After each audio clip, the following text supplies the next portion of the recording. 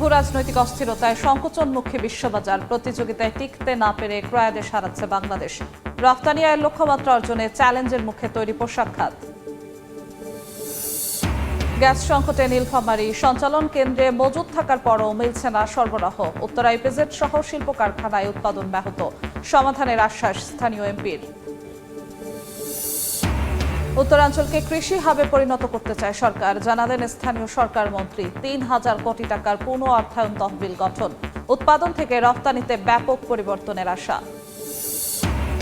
4 দশকেও পঞ্চগড়ে গড়ে ওঠেনি বড় শিল্পনগরী। কাজের সন্ধানে বিভিন্ন অঞ্চলে ছুটতে হয় জেলার বাসিন্দাদের।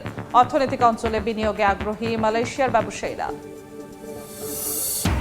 এবং কৃত্রিম বুদ্ধিমত্তা খাতে বিনিয়োগ নিয়ে নতুন শঙ্কা। ধাক্কা খেল দক্ষিণ কোরিয়ার চিপ শেয়ার। অর্থায়ন ঝুঁকিতে বড় দরপতন স্যামসাং ইলেকট্রনিক্স ও এসকে হাইনিক্সের।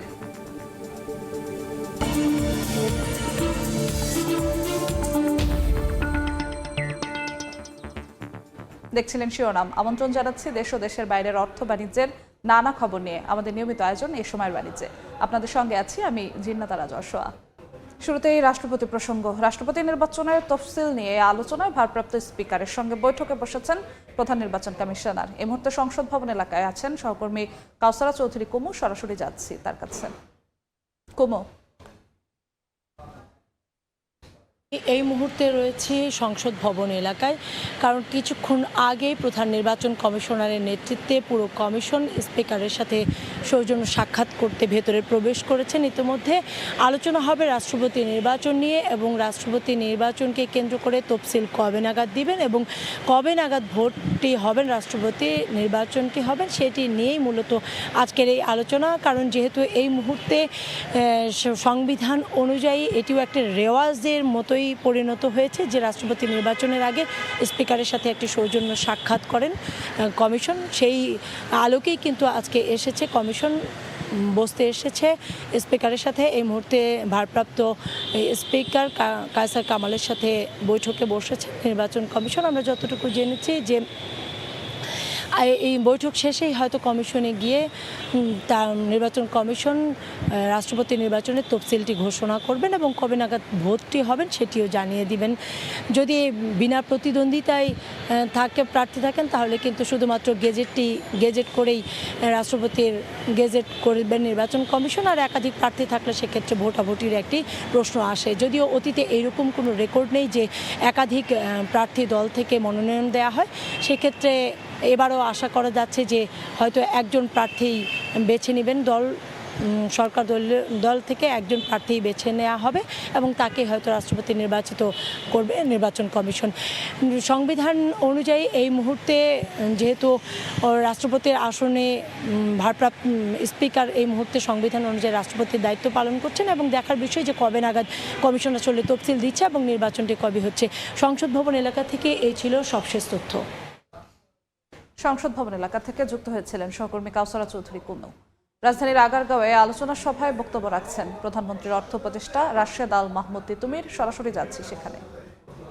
বিদেশে যেতে হয় তাহলে বহু ভাষা জানা দরকার বা ওই দেশের উপযোগী ভাষা জানা দরকার, এবং আমাদের যে শ্রমশক্তি রপ্তানি হচ্ছে তার যদি দক্ষতা না বাড়ে তাহলে তো তাদের পরিশ্রমে যাবে, গায়ের ঘাম যাবে, কিন্তু আয় বাড়বে না। সেই জন্যে মাননীয় প্রধানমন্ত্রীর নির্দেশে শিক্ষা মন্ত্রণালয় কারিকুলামে একটা বড় রকমের পরিবর্তন আনছে এবং ষষ্ঠ শ্রেণী থেকে কারিগরি শিক্ষায় গুরুত্ব দেওয়া হবে। এবং ইতিমধ্যেই শুনেছেন যে আমাদের যে টেকনিক্যাল অ্যান্ড ভোকেশনাল ট্রেনিং এডুকেশনের যে ইনস্টিটিউটগুলো সরকারি পর্যায়ে বিভিন্ন জেলা এবং উপজেলায় স্থাপিত হচ্ছে। আপনারা যদি খোঁজ নেন ইতিমধ্যেই কিন্তু চিঠিগুলো চলে গেছে স্থাপনের জন্য। তাহলে একদিকে যেমন প্রতিষ্ঠান গড়া দরকার, তেমনি কারিকুলামের পরিবর্তন হওয়া দরকার এবং তার সাথে যুক্ত হওয়া দরকার হচ্ছে নতুন নতুন বাজার উন্মোচন, সেটা দেশে বা বিদেশে, এবং সেই লক্ষ্যেও বিভিন্ন উদ্যোগ গ্রহণ করা হয়েছে। আপনি ইতিমধ্যেই লক্ষ্য করেছেন যে কাতারের শ্রমমন্ত্রী আমাদের বাংলাদেশ সফর করেছেন। আপনারা ইতিমধ্যেই লক্ষ্য করেছেন মাননীয় প্রধানমন্ত্রী খুবই গুরুত্ব দিয়ে তার প্রথম সফরকে মালয়েশিয়া নির্ধারণ করেছেন এবং লক্ষ্য করেছেন মালয়েশিয়ার প্রধানমন্ত্রী তাকে কিভাবে স্বাগত জানিয়েছে। যে গান বলেছে আমরা তো বানাইনি, আগের সরকার, পতিত সরকার নিজে বয়ান তৈরি করত। এগারোগাঁয়ে বক্তব্য রাখছেন প্রধানমন্ত্রীর অর্থ উপদেষ্টা। আমরা সরাসরি যুক্ত ছিলাম সেখানে। প্রধানমন্ত্রীর অর্থ উপদেষ্টার বক্তব্যের সম্পূর্ণ অংশ দেখতে সরাসরি ভিজিট করুন সময় টিভির ফেসবুক পেজে।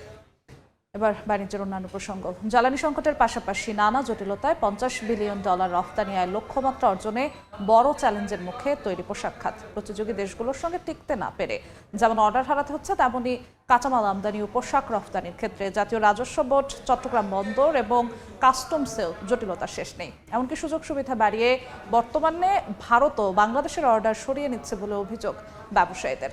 সাখাওয়াত রিপোর্ট ক্যামেরায় বিস্তারিত জানাচ্ছেন কমল দে। তৈরি পোশাক রপ্তানিকারকদের সংগঠন বিজিএমই এর তথ্য অনুযায়ী বিগত 5 অর্থ বছরের রপ্তানি আয়ের লক্ষ্যমাত্রা একবারও অর্জন করা সম্ভব হয়নি। এমনকি সবশেষ 2025-26 অর্থ বছরে $44.49 বিলিয়ন মার্কিন ডলার লক্ষ্যমাত্রার বিপরীতে রপ্তানি আয় হয়েছে $38.70 বিলিয়ন মার্কিন ডলার। চলতি 2026-27 অর্থ বছরে $63.4 বিলিয়ন মার্কিন ডলার আয়ের মধ্যে শুধুমাত্র তৈরি পোশাক খাত থেকে রপ্তানি আয়ের লক্ষ্যমাত্রা নির্ধারণ করা হয়েছে অন্তত $50 বিলিয়ন মার্কিন ডলার। আমরা যদি নতুন মার্কেটে ঢুকতে চাই, নতুন একটা ফ্যাশনেবল আইটেম নিতে চাই, সেক্ষেত্রে কিন্তু আমাদের এইচএস কোডের জটিলতাটা বেশি দেখা যায়।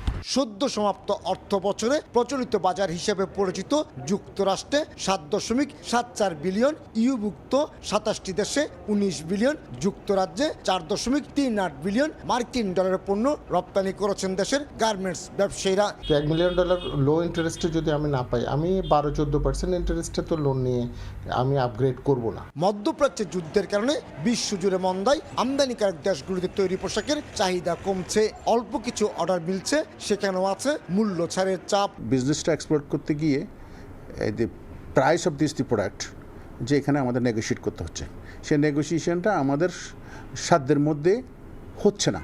বন্দরের পাশাপাশি জাতীয় রাজস্ব বোর্ড এবং চট্টগ্রাম কাস্টম হাউসে রয়েছে নানামুখী জটিলতা। তৈরি পোশাক খাতের লক্ষ্যমাত্রা অর্জনে এইসব সংকট লাগবে সরকার দ্রুত পদক্ষেপ চায় বিজিএমইএ। মালামাল আমদানির ক্ষেত্রে খালাস করতে পারি এবং রপ্তানির ক্ষেত্রে যেন আমরা দ্রুত শিপমেন্ট করতে পারি, এই বিষয়গুলো দাবি দেওয়া আমরা মাননীয় প্রধানমন্ত্রীকে দিয়ে এসেছি। বিশ্বে তৈরি পোশাক রপ্তানির ক্ষেত্রে চীন প্রথম স্থানে থাকলেও দ্বিতীয় স্থানের জন্য দীর্ঘদিন ধরে লড়াই করে যাচ্ছে বাংলাদেশ এবং ভিয়েতনাম। কমল দে, সময় সংবাদ, চট্টগ্রাম। প্রথমবারের মতো বঙ্গভবনে অফিস করবেন ভারপ্রাপ্ত রাষ্ট্রপতি হাফিজউদ্দিন। এই মুহূর্তে সেখানে আছেন সহকর্মী রাইদুল ইসলাম শুভ। সরাসরি চলে যাচ্ছি তার কাছে।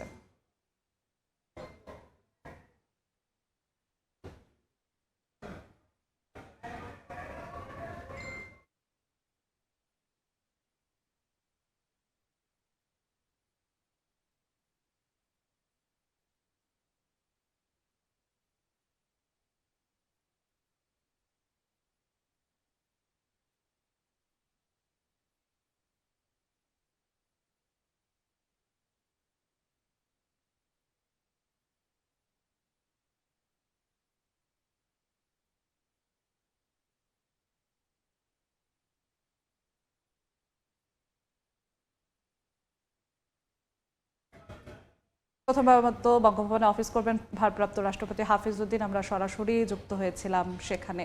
আবারও বাণিজ্যের প্রসঙ্গ। আমরা কিছুক্ষণ আগে প্রতিবেদনে দেখছিলাম তৈরি পোশাক খাতের নানা সমস্যা জটিলতা নিয়ে। সেই বিষয়টি নিয়ে আমরা আলোচনা করব জ্বালানি পরিস্থিতি, উৎপাদন ও বৈশ্বিক বাজারের প্রতিযোগিতা এবং চলতি অর্থবছরের রফতানি লক্ষ্যমাত্রার বিভিন্ন দিক নিয়ে আমাদের সঙ্গে আলোচনার জন্য ভার্চুয়ালি যুক্ত হয়েছেন Bangladesh textile mills association BTM এর সাবেক সহসভাপতি ও এমজেড টেক্সটাইল গ্রুপের ব্যবস্থাপনা পরিচালক সালিউজ্জামান খান।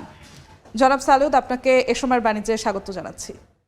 ধন্যবাদ আপনাকে। আমরা আমাদের সহকর্মীর আপনাকে ধন্যবাদ। আমরা আমাদের সহকর্মীর প্রতিবেদনে যেমনটা দেখছিলাম যে তৈরি পোশাক খাতে এখন নানাবিধ যে চ্যালেঞ্জ নিয়ে, শুরুতেই জানতে চাই যে একদম এখন এই মুহূর্তে তৈরি পোশাক খাতের বড় চ্যালেঞ্জগুলো কি কি? দেখেন, আপনারা জানেন যে তৈরি পোশাক খাত কিন্তু আমাদের গ্যাস এবং বিদ্যুতের উপর ডিপেন্ড করে আমাদের চলছে, বাট গত 6 মাস যাবত আমরা গ্যাসের স্বল্প চাপ ফিল করছি, বাট কোরবান ঈদের পর থেকে আমরা নারায়ণগঞ্জ, রূপগঞ্জ, ভুলতা, গাউসিয়া এরকম জায়গাগুলোতে আমাদের গ্যাসের চাপ এখন শূন্যের কোঠায়। গত 7 দিন যাবত সেটা এখন শূন্য। আমরা যখন গ্যাস না থাকে তখন আমরা বিদ্যুৎ বা সরকারি লাইন থেকে বিদ্যুৎ নিয়ে থাকি, বাট বর্তমান অবস্থা এরকম যে গ্যাস শূন্য, অন্যদিকে বিদ্যুৎ আমাদের এখানে 10 থেকে 11 ঘন্টার মতো লোডশেডিং হচ্ছে। এরকম অবস্থায় আমাদের যারা মিল মেম্বার তারা তাদের ফ্যাক্টরি চালাতে পারছে না, শ্রমিকরা বসে আছে, এবং এক্সপোর্ট যারা করবে তারা যে সামনে এক্সপোর্টটা কিভাবে করবে সেই জন্য তারা দিশেহারা। এবং গত 2 দিন আগে আপনারা জানেন, যদি আমাদের কোনো শিল্প উদ্যোক্তা তাদের ফ্যাক্টরি চালাতে না পারে তাহলে কিন্তু সিএনজির মাধ্যমে গাড়ি দিয়ে সিএনজি এনে তারা কিছুটা ব্রিদিং স্পেস তারা পেত।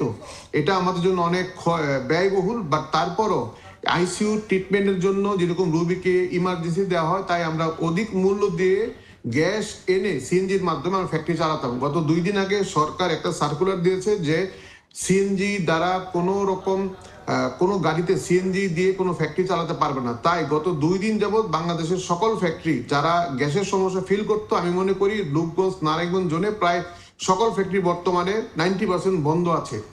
তারা তাদের কোনো ফ্যাক্টরি চালাতে পারছে না। আমরা দেখেন প্রতি মাসে 10 তারিখে বেতন দিতে হয়, ব্যাংকের টাকা দিতে হয়, কিস্তি দিতে হয়। যদি আমরা এগুলো দিতে একদিন ডিলে করি তাহলে পেনাল্টি দিতে হয়। বাট সরকার বা তিতাস গ্যাস বর্তমানে আমাদেরকে দিনের পর দিন গ্যাস সার্ভিস দিচ্ছে না। আমরা কিন্তু ক্ষতির সম্মুখীন হচ্ছি, কিন্তু এই ক্ষেত্রে কোনো সমাধান আমরা বর্তমানে পাচ্ছি না। বিগত সরকারের আমল থেকে গত 10 বছর যাবত আমাদের যে বিদেশি আমদানি নির্ভর যে জ্বালানি আমদানি নির্ভর যেই একটা মহামারী হয়েছে, সেখান থেকে কিন্তু আজকের এই সমস্যাটা সৃষ্টি হয়েছে। তাই আমাদের দাবি বর্তমানে বাংলাদেশের জ্বালানি নিরাপত্তা তৈরি করে এবং আমাদের জ্বালানির সমস্যার সমাধান করা। জনাব সালেউদ, একটু আপনাকে থামাতে চাই। আপনি বললেন যে জ্বালানির যে সংকটের কথা, এতে করে যে অর্ডারগুলো আছে সেগুলো ফিল করা কতটা কঠিন হয়ে যাচ্ছে, এবং এতে করে পরবর্তীতে সেই বায়ার আবারও অর্ডার দিবে কিনা, এইটাও চ্যালেঞ্জের মুখে পড়ছে কিনা? দেখেন, আমাদের বায়াররা প্রতিনিয়ত আমাদের মেল দিচ্ছে, জানাতে চেষ্টা করতেছে যে আমরা তাদেরকে এরকম সার্ভিস বা অন টাইম ডেলিভারি দিতে পারবো কিনা। আমরা কিন্তু ডিজেল, সিএনজি দিয়ে তাদের সমাধান করার চেষ্টা করতেছি। এতে 2টা সমস্যা হবে। যদি এই বায়ারগুলো বাংলাদেশ থেকে চলে যায়, এখন কিন্তু আমাদের টাইম এই জুলাই থেকে ডিসেম্বর পর্যন্ত আমাদের সিজন, যদি আমরা তাদেরকে একবার বলি যে গ্যাসের জন্য আমরা দিতে পারছি না, তাহলে সামনের মাসে গ্যাস আসার পরেও আমাদের ওরা থাকবে না।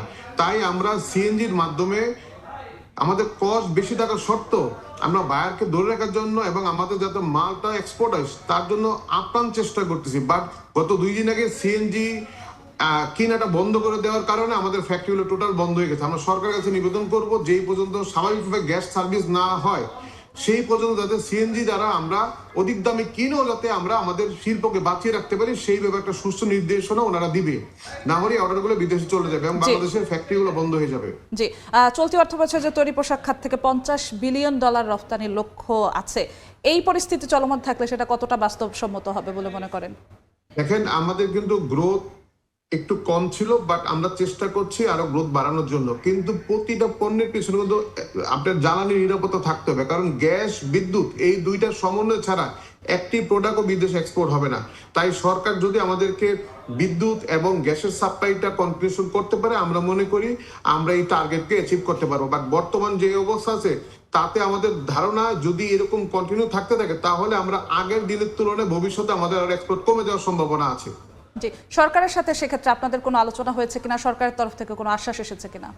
আমরা সরকারের সাথে কন্টিনিউ যোগাযোগ করছি, বাট ওনারা আসলে এটা টেকনিক্যাল ফল্ট এফএসআর, আমরা যেটা সরকারের মাধ্যমে জেনেছি একটা এফএসআরও নষ্ট আছে, তা ঠিক করার জন্য আপ্রাণ চেষ্টা করতেছি। যেহেতু আমাদের জ্বালানির আমদানি নির্ভর আগে থেকেই করা হয়েছে, আমরা নিজেদের কোনো জ্বালানির ব্যবস্থা গত 10 বছরে করিনি, তাহলে এই ধরনের সমস্যা আমাদের ভবিষ্যতে পেতে হবে। আমাদের মাত্র 2টা এফএসআরও, একটা যদি টেকনিক্যাল সমস্যা থাকে টোটাল বাংলাদেশের আমদানি 50% বন্ধ হয়ে যায়, 50% বন্ধ হয়ে যায়। আমি আবারও বললাম, তাই এখনই দ্রুততম সময় আরেকটা এফএসআরও স্ট্যান্ড বাই ব্যবস্থা গ্রহণ করা উচিত, না হলে বাংলাদেশে এই ধরনের সমস্যা বারবার আসবে। সরকার বলেছে দ্রুত সমাধান করার চেষ্টা করতেছে, এটা হয়তো 1 সপ্তাহ লাগতে পারে, আমরা টিভির মাধ্যমে জেনেছি, এবং হয়তো 2 সপ্তাহ লাগতে পারে। বাট এই মুহূর্তে যাতে আমরা বিদ্যুৎটা পাই অ্যাটলিস্ট, বা আমরা যাতে সিএনজির মাধ্যমে, আপনারা জানেন যে সিএনজি কোনো ফ্যাক্টরি সিএনজি পাম্পগুলো একটু ভালো পজিশনে আছে, সেখান থেকে আমরা অধিক দাম দিয়ে ট্রাকের মাধ্যমে সিএনজি আমাদের ফ্যাক্টরিটা রানিং রাখতে চাই। কিন্তু সেটাও বাধাগ্রস্ত হচ্ছে। আমরা জানি না আমরা শিল্প নিয়ে ভবিষ্যতে কিভাবে টিকে থাকবো, কারণ যদি আমার ফ্যাক্টরিতে কারেন্ট না থাকে, আমাদের ইটিভি বন্ধ হয়ে যায়, যদি ইটিভি বন্ধ হয়ে যায় অন্যদিকে পরিবেশের লোক যে আমাদেরকে পেনাল্টি করে দিচ্ছে। আমরা আসলে উভয় সংকটের মধ্যে আছি, সরকারকে অনুধাবন করতে হবে এবং এই শিল্পকে বাঁচাতে হবে। জি, আপনাকে অসংখ্য ধন্যবাদ আমাদের সঙ্গে যুক্ত হওয়ার জন্য। ধন্যবাদ আপনাকে। দর্শক, আমরা আলোচনা করছিলাম তৈরি পোশাক খাতের নানা বিষয় নিয়ে, নানা চ্যালেঞ্জ নিয়ে। আমাদের সাথে আলোচনার জন্য ভার্চুয়ালি যুক্ত হয়েছিলেন বিটিএম এর সাবেক সহসভাপতি ও এনজেড টেক্সটাইল গ্রুপের ব্যবস্থাপনা পরিচালক সালেউজ্জামান খান। আবারও যাচ্ছি রাষ্ট্রপতি প্রসঙ্গে। রাষ্ট্রপতিকে বঙ্গভবনে গার্ড অফ অনার দেওয়া হচ্ছে, আমরা সরাসরি যুক্ত হচ্ছি সেখানে।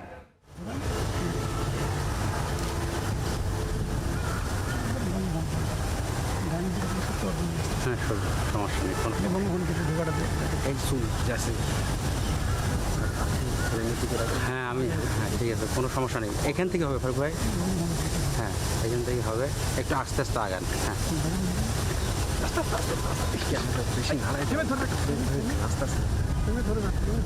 ধরছি, আপনি তো ধাক্কা লাগাচ্ছেন।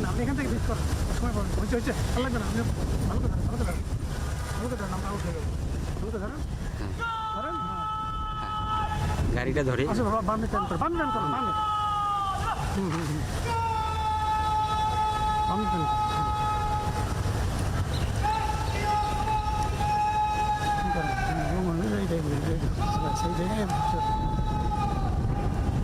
ওয়েদারটা খারাপ, বুঝছেন?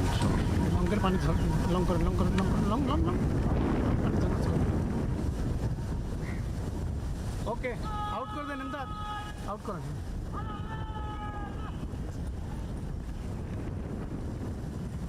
কালার টালার সুন্দর আছে না? বঙ্গভবনে ভারপ্রাপ্ত রাষ্ট্রপতিকে গার্ড অফ অনার দেওয়া হচ্ছে, আমরা সরাসরি যুক্ত ছিলাম সেখানে। এবার বন্দর বাণিজ্যের খবর।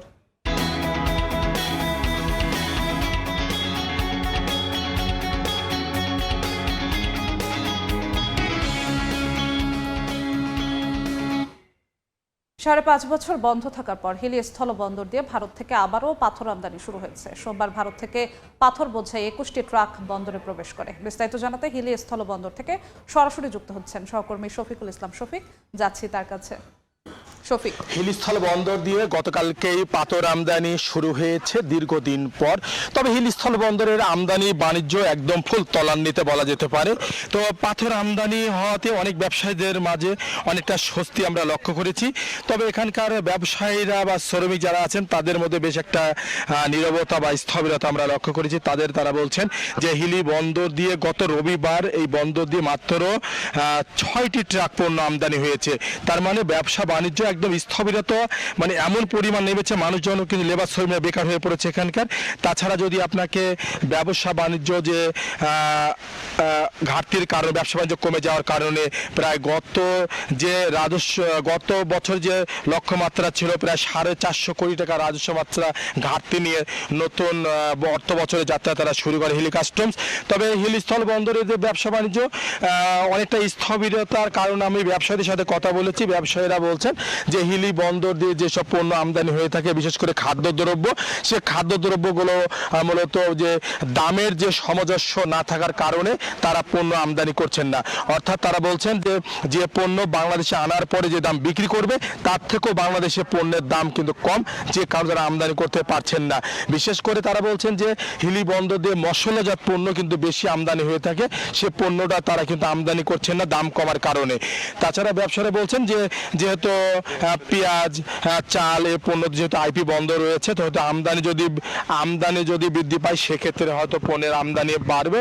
তবে হিলিস্থল বন্দরের যে লেবার শ্রমিক তারা বলছেন যে পাথর যেভাবে আমদানি হচ্ছে, যদি সব পণ্য আমদানি হয় সেক্ষেত্রে হয়তো হিলিস্থল বন্দরের পূর্বের যে প্রাণ চাঞ্চল্যতা সেটা ফিরে আসবে। হিলিস্থল বন্দর থেকে আমদানি রপ্তানি বাণিজ্য নিয়ে এতটুকু ছিল আমার কাছে সর্বশেষ। সরাসরি যুক্ত ছিলাম হিলি স্থলবন্দরে। সঞ্চালন কেন্দ্রে রয়েছে মজুত, বসানো হয়েছে সংযোগ লাইনও, তারপরও মিলছে না গ্যাস। এতে বিপাকে পড়েছে নীলফামারীর উত্তরা ইপিজেড, রেলওয়ে, বিসিক শিল্পনগরী সহ জেলার বিভিন্ন শিল্প কারখানা। অবশ্য সমস্যা দ্রুত সমাধানের আশ্বাস দিয়েছেন নীলফামারী 4 আসনের সংসদ সদস্য। মোহাম্মদ সোহেলের ছবিতে শাকির হোসেন বাদলের রিপোর্ট। গ্যাসের অপেক্ষার প্রহর শেষ হচ্ছে না নীলফামারীর উত্তরা ইপিজেড, সৈয়দপুর রেলওয়ে কারখানা, বিসিক শিল্পনগরী সহ বিভিন্ন ভারী ও মাঝারি শিল্প কারখানার মালিকদের। প্রায় 3 বছর আগে শেষ হয়েছে নীলফামারী সৈয়দপুর সিটি গেট স্টেশনের রেগুলেটিং ও মিটারিং এবং পিজিসিএল সরবরাহ কেন্দ্রের ডিআরএস তৈরির কাজ। বসানো হয়েছে 90 কিলোমিটার ডিস্ট্রিবিউশন পাইপলাইনও। সংযোগের জন্য আবেদন করেও মিলছে না গ্যাস। অনেকেই আবার বাধ্য হয়ে বাইরে থেকে গ্যাস কিনে উৎপাদন প্রক্রিয়া সচল রেখেছেন। বারবার পিজিসিএল এর সঙ্গে যোগাযোগ করেও মেলেনি সমাধান, বলছেন শিল্প কর্মকর্তারা। বিদ্যুতের অল্টারনেটিভ নন স্টপ প্রোডাকশন করবেন, এতে আপনার বিসিকের উৎপাদন কার্যক্রম অনেক বেড়ে যাবে। উদ্যোক্তারা স্বল্প খরচে বেশি উৎপাদন করবে, কিন্তু আমরা বর্তমানে হতাশ। সামনে দিয়ে আমার লাইন বসানো আছে, কিন্তু গ্যাস পাওয়া যাচ্ছে না আর কি। সমস্ত ইন্ডাস্ট্রি গ্যাস পায় এবং গ্যাস আসলে দেখা যাবে যে আমরা কম পয়সায় কম রেটে আমরা মালামাল বিক্রি করতে পারবো। সংশ্লিষ্ট মন্ত্রণালয়ে কথা বলে দ্রুত সমস্যা সমাধানের আশ্বাস নীলফামারী 4 আসনের সংসদ সদস্যের। আমরা স্টেশন পেয়েছি, আমরা লাইন পেয়েছি, গ্যাস পাচ্ছি না। তো সবার সাথে সুর মিলিয়ে আমিও বলতে চাই, জনগণের একজন হয়ে যত দ্রুত সম্ভব সরকার এটা উদ্যোগ নেবে। কেন্দ্র দুটি থেকে সরবরাহ শুরু হলে প্রতিদিন মিলবে 100 ঘনফুট গ্যাস। শাকির হোসেন বাদল, সময় সংবাদ, নীলফামারী।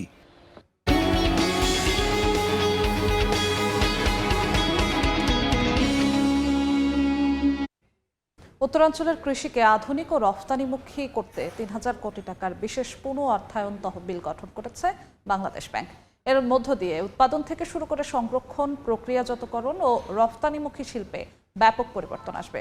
স্থানীয় সরকার মন্ত্রী মির্জা ফখরুল ইসলাম আলমগীর বলেন, উত্তরাঞ্চলকে কৃষি হাবে রূপান্তরিত করতে কাজ করছে সরকার। ক্ষুদ্র ও মাঝারি উদ্যোক্তাদের গুরুত্ব দেওয়ার পরামর্শ কৃষক নেতাদের। শাকিল মাহমুদের ছবিতে বিস্তারিত, নাজমুল ইসলাম নিশাতের রিপোর্টে। দেশে খাদ্য চাহিদার বড় অংশের যোগান আসে উত্তরাঞ্চল থেকে। তবে দীর্ঘদিন ধরে এই অঞ্চলের কৃষকেরা ভুগছেন ন্যায্য মূল্য, সংরক্ষণ সুবিধা ও সহজ ঋণের সংকটে। এমন বাস্তবতায় বাংলাদেশ ব্যাংকের ব্যবস্থাপনায় উত্তরবঙ্গকে কৃষিভিত্তিক বিশেষ অর্থনৈতিক কেন্দ্র হিসেবে গড়ে তুলতে 3000 কোটি টাকার পুনঃ অর্থায়ন তহবিল গঠন করা হয়েছে। তহবিলের মূল উদ্দেশ্য উত্তরাঞ্চলের কৃষি উৎপাদন বৃদ্ধি, কৃষিপণ্যের বাজারজাতকরণ, সংরক্ষণ, প্রক্রিয়াজাতকরণ, রফতানিযোগ্য কৃষিপণ্য উৎপাদন এবং গ্রামীণ কর্মসংস্থান ও আয় বৃদ্ধিতে সহায়তা প্রদান। কৃষিকে লাভজনক করার জন্য যতটুকু আপনার ব্যবস্থা নেওয়া দরকার সেগুলো ব্যবস্থা নেওয়া হবে। দ্বিতীয়ত, কৃষি পণ্যগুলোকে প্রক্রিয়াজাত করা, তাকে বাজারজাত করা, তার জন্য ব্যবস্থা গ্রহণ করা হবে এবং কৃষিভিত্তিক শিল্প গড়ে তোলা হবে। সেই জন্য সমস্ত ব্যবস্থা নেওয়া হচ্ছে। কৃষি উৎপাদন খাতে 15%, কৃষিপণ্য সংরক্ষণ, পরিবহন, বাজারজাতকরণ ও অবকাঠামো খাতে 35%, কৃষিভিত্তিক পণ্য উৎপাদন ও প্রক্রিয়াজাতকরণ খাতে 35% এবং কৃষিপণ্য রফতানি খাতে 15% বরাদ্দ থাকবে। তবে কৃষক নেতাদের মতে বরাদ্দে অবশ্যই ক্ষুদ্র ও মাঝারি উদ্যোক্তাদের গুরুত্ব দিতে হবে। ক্ষুদ্র এবং মাঝারি উদ্যোক্তা যারা আছে এই সব ফিল্ডে, মানে কৃষির সহায়ক খাতে, মাছ বলি, পোলট্রি বলি, দুগ্ধ বলি, প্রচুর গ্রামে কিন্তু তৈরি হচ্ছে। তাদের কিভাবে নীতি সাহায্য করবেন, তাদের কিভাবে মানে উৎসাহ দিবেন, তার জন্য যে নীতিমালা সেটা কিন্তু ব্যাংক করবে না, এটা সরকারকেই করতে হবে। গবেষকদের মতে বর্তমান সরকারের এমন উদ্যোগ উত্তরের কৃষি অর্থনীতিতে বৈপ্লবিক পরিবর্তন আনবে। এই কৃষি হাবটা এই অঞ্চলে মানুষের জন্য কাজ করে, এই অঞ্চলের পণ্য গবেষণা নিয়ে কাজ করে এবং এই অঞ্চলে কৃষকদের কল্যাণে যদি সেটি কাজ করে, যদিও এই পরিমাণটা অত্যন্ত কম, কিন্তু তারপরও এটি হয়তো একটি সূচনা হয়ে উঠতে পারে। বিশেষজ্ঞরা বলছেন 3000 কোটি টাকার এই উদ্যোগ উত্তরাঞ্চলের কৃষির জন্য বড় সম্ভাবনার দুয়ার খুলতে পারে। তবে এর প্রকৃত সাফল্য নির্ভর করবে বাস্তবায়নের ওপর। নাজমুল ইসলাম নিশাত, সময় সংবাদ, রংপুর। 4 দশক ধরে আপনার ফাইন্যান্সিয়াল পার্টনার আইডিএলসি। চুক্তির পরও চলতি জুলাই মাসে ভারতের নুমালীগড় থেকে পার্বতীপুর পাইপলাইনে কোনো জ্বালানি তেল আসেনি। চুক্তি অনুযায়ী 7000 মেট্রিক টন ডিজেল তেল পাঠানোর কথা থাকলেও তেল পাওয়া যায়নি। এ বিষয়ে বিস্তারিত জানাতে সহকর্মী গোলাম নবী দুলাল রয়েছেন পার্বতীপুর রেল হেড ডিপোতে, যাচ্ছি তার কাছে।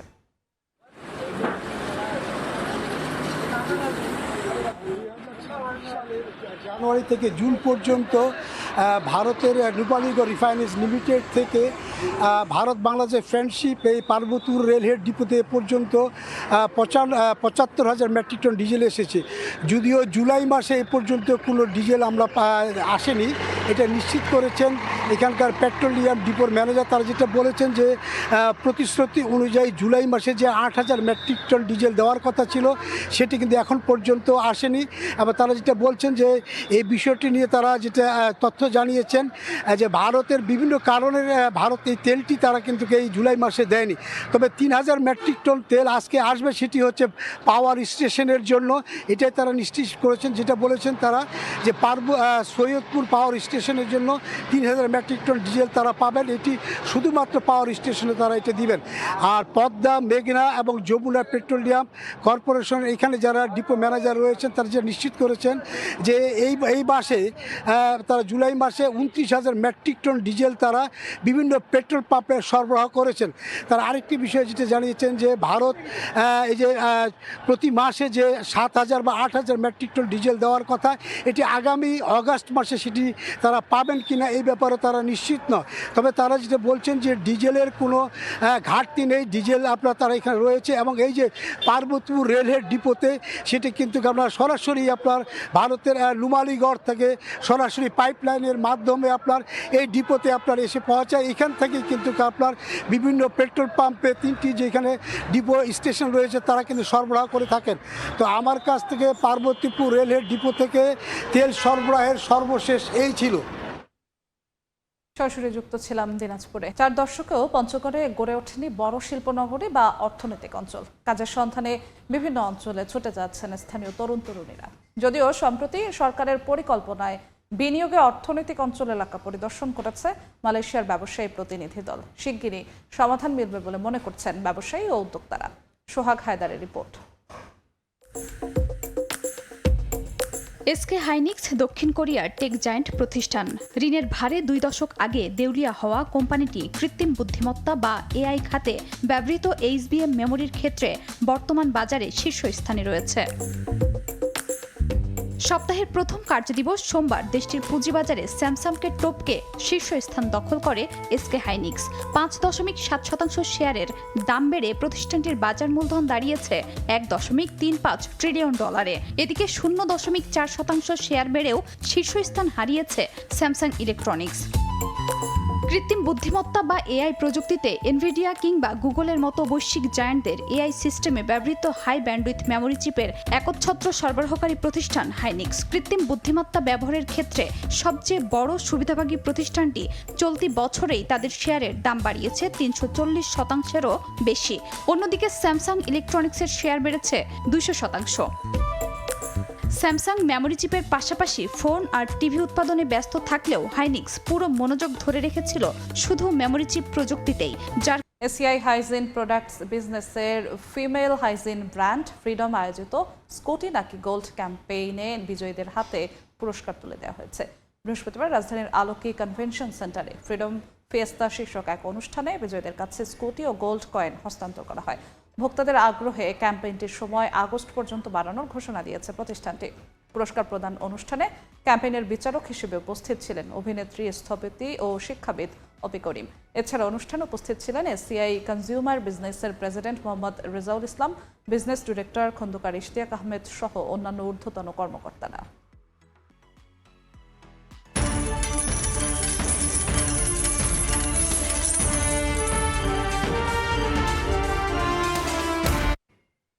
বিশ্ববাজারে কমছে জ্বালানি তেলের দাম। যুক্তরাষ্ট্রের মজুদ বৃদ্ধির বিপরীতে বৈশ্বিক চাহিদা নিয়ে শঙ্কার মধ্যেই সপ্তাহ ব্যবধানে দামের নিম্নমুখী প্রবণতা দেখা দিয়েছে অপরিশোধিত জ্বালানি তেল, প্রাকৃতিক গ্যাস, গ্যাসোলিন ও কয়লার দামে।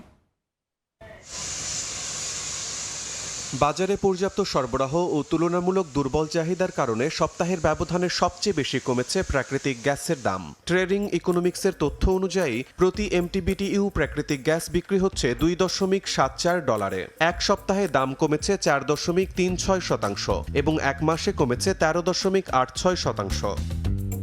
ব্রেন্ট ক্রুড প্রতি ব্যারেল বিক্রি হচ্ছে $87.30। এক সপ্তাহে দাম কমেছে 4.11%, যদিও এক মাসে দাম বেড়েছে 18.08%। একই সময়ে ওয়েস্ট টেক্সাস ইন্টারমিডিয়েটের দর নেমে এসেছে $81.44 প্রতি ব্যারেলে। সপ্তাহের ব্যবধানে কমেছে 3.47%, তবে এক মাসে বেড়েছে 15.8%। এদিকে গ্যাসোলিন প্রতি গ্যালন বিক্রি হচ্ছে $3.32, এক সপ্তাহে দাম কমেছে 2.46%, তবে এক মাসে বেড়েছে 14.50%। আর কয়লা বিক্রি হচ্ছে $130.30 প্রতি মেট্রিক টনে, সপ্তাহে দাম কমেছে 0.08%, যদিও মাসের ব্যবধানে বেড়েছে 2.04%। শিমুল হোসেন, সময় সংবাদ। কৃত্রিম বুদ্ধিমত্তা বা এআই খাতে বিনিয়োগ নিয়ে নতুন করে শঙ্কায় বড় ধাক্কা খেয়েছে দক্ষিণ কোরিয়ার চিপ শেয়ার। অর্থায়ন ঝুঁকি ও চীনের বাড়তে থাকা প্রতিযোগিতার আশঙ্কায় একদিনেই বড় দরপতন হয়েছে খাতটির শীর্ষ 2 কোম্পানি স্যামসাং ইলেকট্রনিক্স ও এসকে হাইনিক্সের শেয়ারে।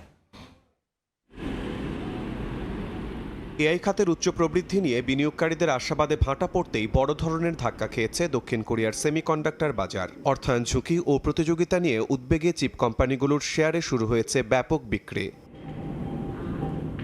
এর প্রভাবে স্যামসাং ইলেকট্রনিক্সের শেয়ারের দাম এক পর্যায়ে 9.5% পর্যন্ত কমে যায়। আর বিশ্বের অন্যতম মেমোরি চিপ নির্মাতা এসকে হাইনিক্সের শেয়ার পড়ে 10.9%। এর আগের দিন যুক্তরাষ্ট্রের বাজারেও এসকে হাইনিক্সের তালিকাভুক্ত শেয়ার বড় পতনের মুখে পড়ে। দিন শেষে শেয়ারটির দাম নেমে আসে $143.02, যা কোম্পানির আইপিও মূল্যের $149-এরও নিচে। চিপ খাতের এই দরপতনের প্রভাবে দক্ষিণ কোরিয়ার প্রধান শেয়ার সূচক কসপিও লেনদেন চলাকালে 7.3% পর্যন্ত কমে যায়। শিমুল হোসেন, সময় সংবাদ। তীব্র বিদ্যুৎ সংকট আর ঘন ঘন লোডশেডিং এর অভিশাপ থেকে অবশেষে মুক্তি পেতে যাচ্ছে আফ্রিকার দেশ মালাউই। দক্ষিণ আফ্রিকা আর নামিবিয়ার বাইরে এই অঞ্চলে প্রথম চালু করা হলো কোনো utility scale battery storage system. 20 মেগাওয়াটের এই বিশাল সুবিধাটি দেশটির ভঙ্গুর বিদ্যুৎ খাতকে স্থিতিশীল করতে বড় ভূমিকা রাখবে বলে আশা করা হচ্ছে। বিশ্বের অন্যতম কম বিদ্যুতায়িত দেশ আফ্রিকার মালাউই, যেখানে মাত্র 25% মানুষের ঘরে পৌঁছেছে আলো। জলবায়ু পরিবর্তনের চরম আঘাতে দেশটির প্রধান জলবিদ্যুৎ কেন্দ্রগুলো বারবার ক্ষতিগ্রস্ত হওয়ায় বছরের পর বছর ধরে অন্ধকারে ভুগছিল সাধারণ মানুষ। তবে এবার বদলে যাচ্ছে সেই দৃশ্যপট। দেশটির রাজধানী লিলংওয়েতে সম্প্রতি আনুষ্ঠানিকভাবে চালু করা হলো 20 মেগাওয়াটের আধুনিক ব্যাটারি সংরক্ষণাগার। Global energy alliance for people and প্ল্যানেটের অর্থায়নে নির্মিত এই প্রযুক্তি দিনে উদ্বৃত্ত সৌরবিদ্যুৎ জমা রাখবে, যা ব্যবহার করা হবে রাতের পিক আওয়ারে। ফলে এখন থেকে দৈনিক 4 ঘন্টার লোডশেডিং নেমে আসবে মাত্র 2 ঘন্টার নিচে। নতুন করে বিদ্যুৎ সংযোগের আওতায় আসবে দেশটির আরও প্রায় 6 লাখ পরিবার। এল নিনোর প্রভাবে যখন খরার শঙ্কায় জলবিদ্যুৎ উৎপাদন ব্যাহত হচ্ছে, তখন এই সোলার ও ব্যাটারি প্রকল্প দেশটির জন্য বড় আশীর্বাদ হয়ে আসছে বলে মত সংশ্লিষ্টদের। এই সফলতার পর আরও 2টি শহরে নতুন করে 60 মেগাওয়াট ক্ষমতার 3টি ব্যাটারি স্টোরেজ তৈরির পরিকল্পনা হাতে নিয়েছে দেশটির সরকার। লক্ষ্য 2030 সালের মধ্যে 70% নাগরিকের ঘরে বিদ্যুৎ পৌঁছে দেয়া। অন্তরা সেন, সময় সংবাদ। এ পর্যায়ে শীর্ষ সংবাদগুলো জানিয়ে দিচ্ছি আরেকবার। ভূরাজনৈতিক অস্থিরতায় সংকোচন মুখে বিশ্ববাজার। প্রতিযোগিতায় টিকতে না পেরে ক্রয়াদেশ হারাচ্ছে বাংলাদেশ। রফতানি আয়ের লক্ষ্যমাত্রা অর্জনে চ্যালেঞ্জের মুখে তৈরি পোশাক খাত। গ্যাস সংকটে নীলফামারী সঞ্চালন কেন্দ্রে মজুদ থাকার পরও মিলছে না সরবরাহ। উত্তরা ইপিজেড সহ শিল্প কারখানায় উৎপাদন ব্যাহত, সমাধানের আশ্বাস স্থানীয় এমপির। এবং উত্তরাঞ্চলকে কৃষি হাবে পরিণত করতে চায় সরকার, জানালেন স্থানীয় সরকার মন্ত্রী। 3000 কোটি টাকার পুনঃ অর্থায়ন তহবিল গঠন, উৎপাদন থেকে রফতানিতে ব্যাপক পরিবর্তনের আশা।